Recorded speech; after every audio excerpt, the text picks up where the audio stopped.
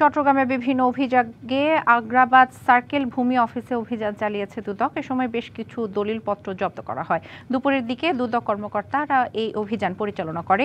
নগরীর রামপুরায় লিজ গ্রহণের পর জাল খতিয়ান এবং দলিল তৈরি এবং ঘষা মাজার মাধ্যমে পরিত্যক্ত সম্পত্তিকে অর্পিত সম্পত্তি বানিয়ে অর্ধশত কোটি টাকার সম্পত্তি আত্মসাৎ করে একটি সিন্ডিকেট।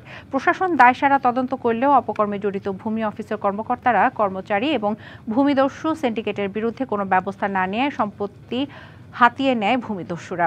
ভূমি অফিসের কয়েকজন কর্মকর্তা কর্মচারীর বিরুদ্ধে অসাধু উপায়ে জমি শ্রেণী পরিবর্তন, জাল খতিয়ান এবং ভুয়া ওয়ারি সনদ তৈরি করে হিলভিউ, আলকরণ সহ বিভিন্ন স্থানে সরকারি সম্পত্তি আত্মসাতের অভিযোগ রয়েছে।